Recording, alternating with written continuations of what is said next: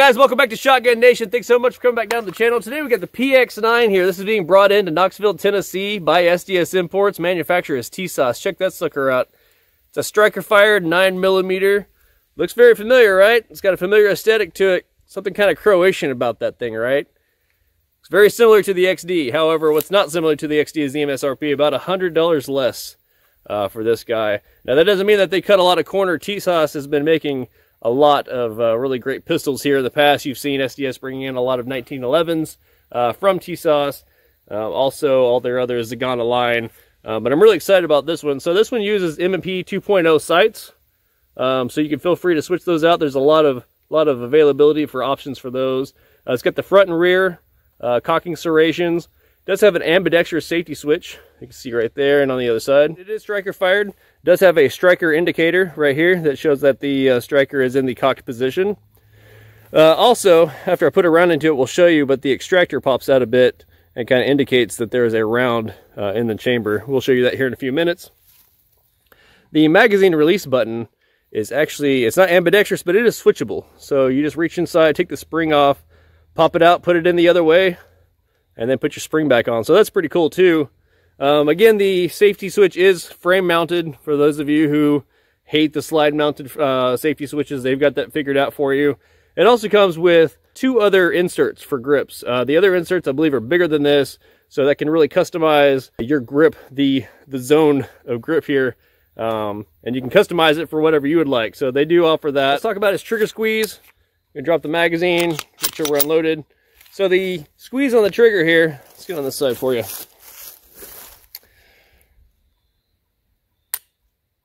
Very light trigger. Very light trigger. Let's reset. Kind of a long reset. Let's check that out. And then immediately, very crisp trigger afterwards. So again, there's your reset. There's your pull. Now let's talk about over travel. Not much over travel whatsoever. So all in all, that's a pretty good trigger setup. But let's shoot it and let's see how it works out. Again, 18 rounds total. This is the actual first rounds out of this gun, so let's see how it performs.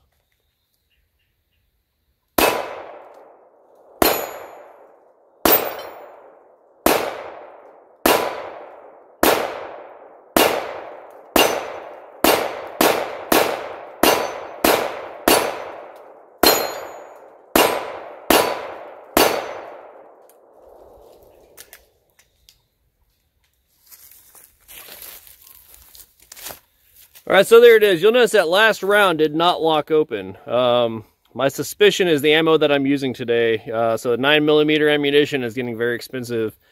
Unfortunately, I don't have a Patreon account or any other type of support for this channel. So we are using Wolf ammo today, the steel surplus stuff. So if it doesn't lock back, guys, I'm really willing to bet that it's going to be the ammunition's issue. However, we may see that correct once the firearm is broken in. Maybe it can cycle that ammunition a little bit better. So let's go ahead and switch magazines, and let's shoot some more rounds through this thing.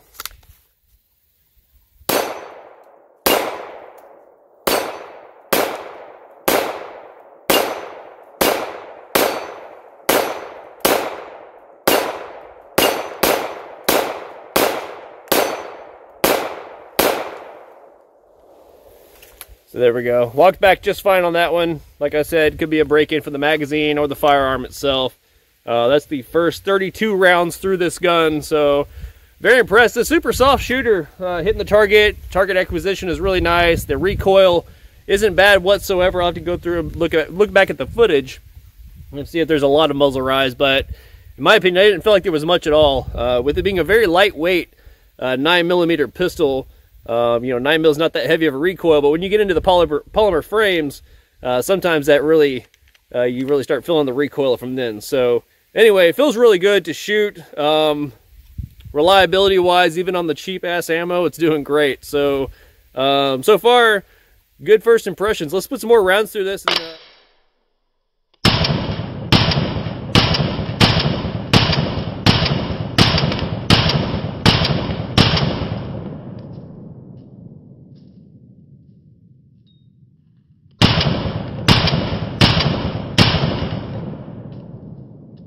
So it also comes with a magazine loader. What this does essentially is it presses the round down for you out of the way, so you can slide the next round underneath the feed lips without really fighting it. In my opinion, I would prefer to use my hand just to load them.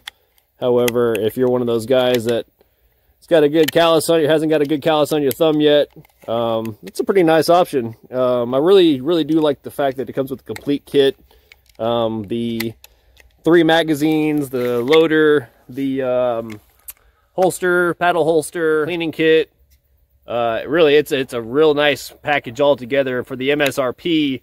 Man, that's a lot of stuff compared to what you get from the other guys for their MSRP. And I also wanted to point out that the holster it comes with is actually pretty nice. So it's all polymer. It is a 2-piece. It comes apart. You can adjust the angle at which your firearm is setting on your hip. But it does have this bit of retention right here. So as you're grabbing your firearm, you're going to hit that, and that's what actually lets go of it.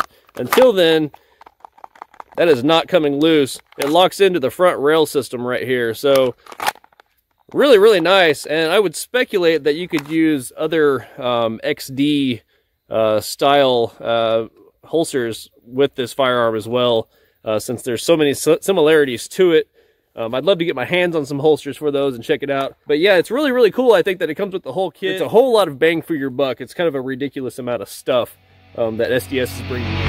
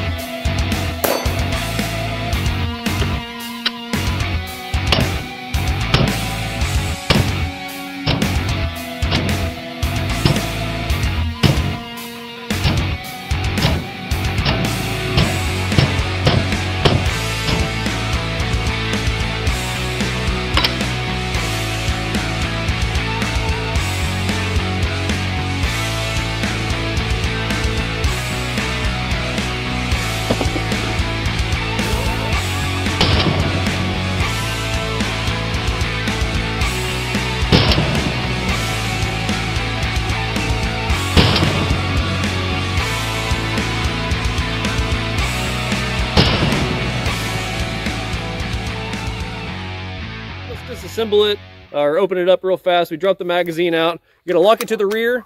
There's a disassembly switch right here. You're gonna flip it over all the way. At that point in time, you can drop your slide release, bring it forward. Now you got to pull the trigger to drop the striker. After that, it slides just forward. I'll let you guys take a look at the internals there. Let you guys be the judge of everything that you see there. Looks pretty good to me.